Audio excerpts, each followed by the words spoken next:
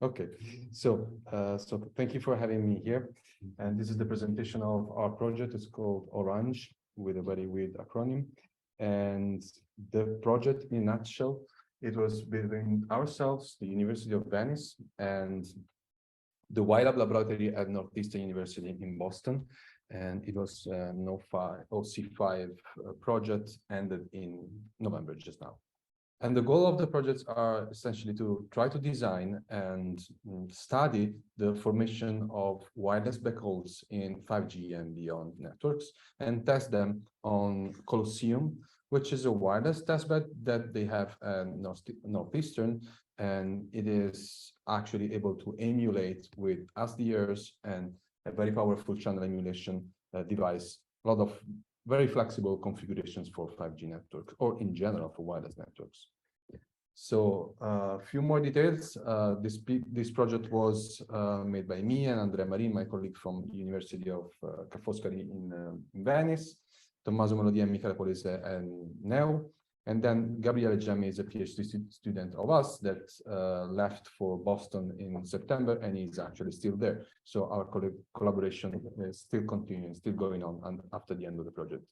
And well, if you're interested in the themes of the project, then that's the University of Venice. This picture is generally an incentive for you to visit us if you want, if you feel like.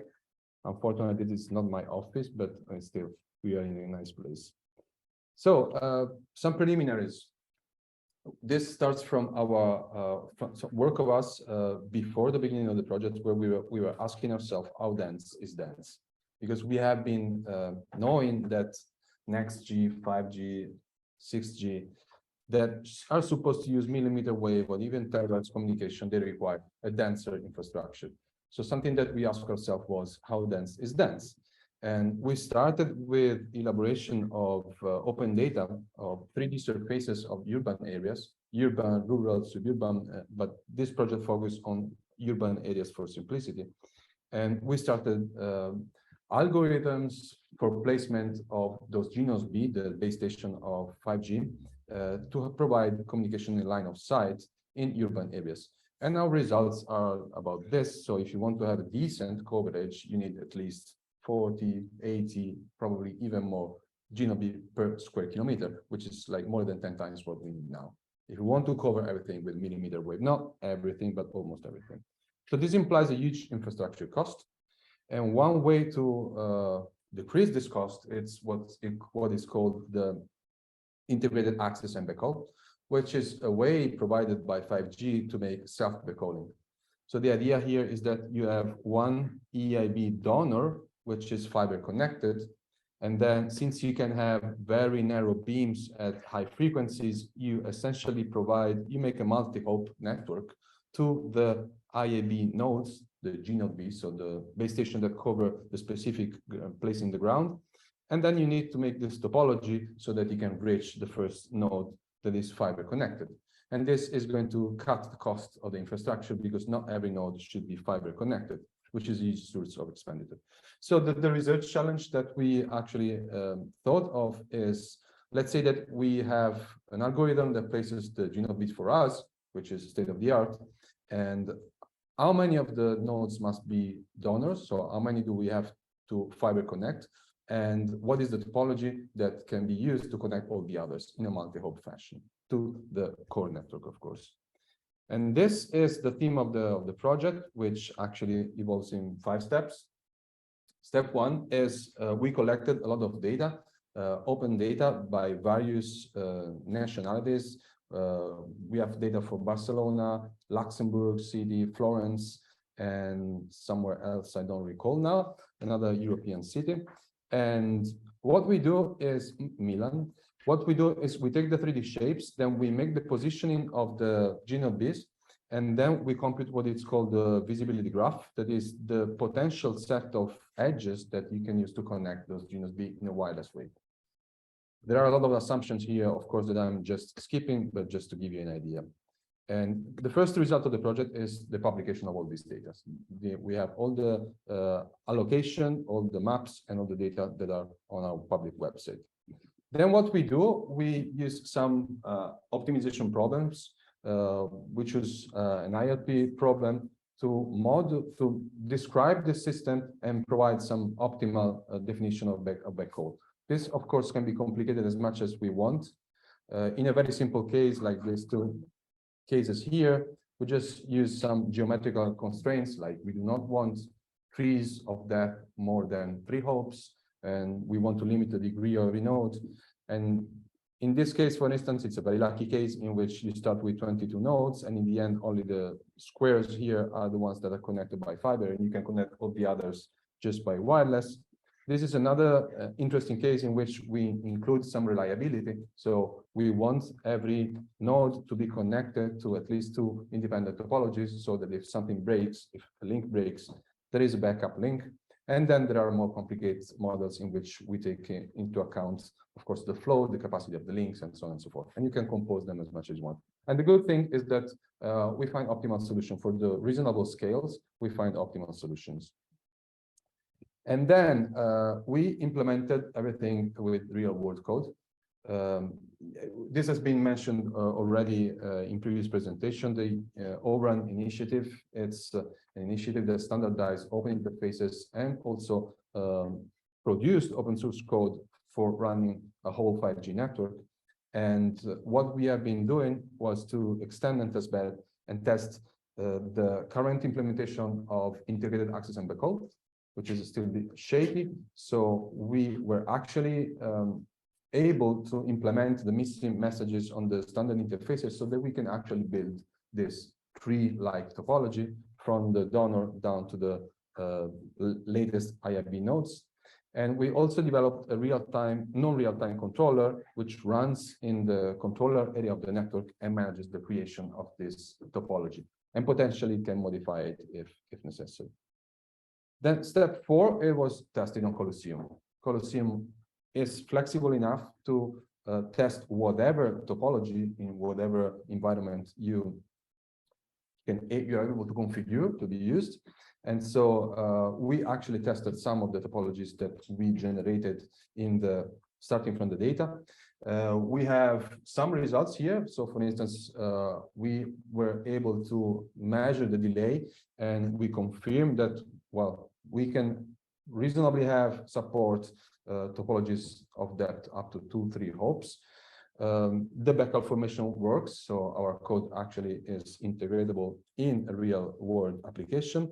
We have only initial results on performance because some of the open source components that implement 5G today, like open air interface, which was already mentioned yesterday, we couldn't actually have a decent performance measured on this open source implementation. So we are still working on it to improve it and to produce some more reasonable performance analysis under the throughput point of view.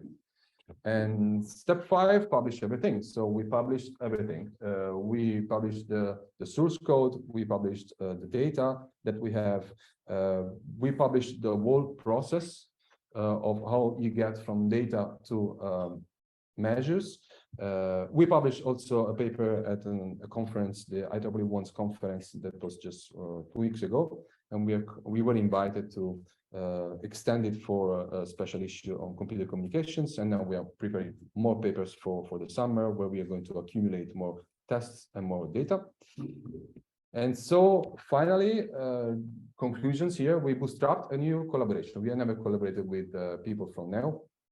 Gabriele is still there, and he also had the chances to go to the Powder School, so he had the chance to contact some other, to know another testbed.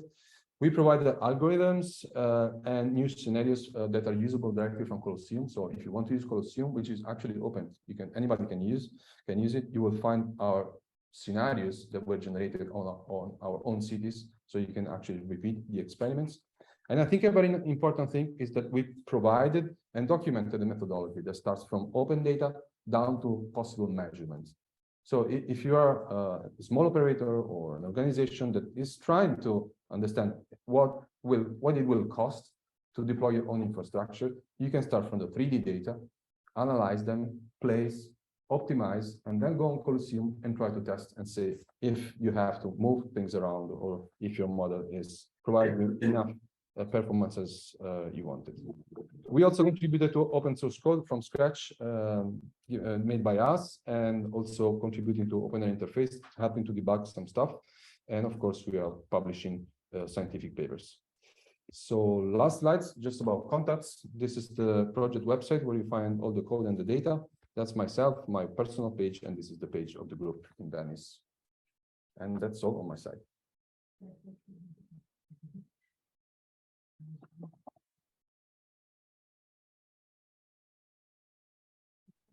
Thank you, Leonardo. It's excellent work.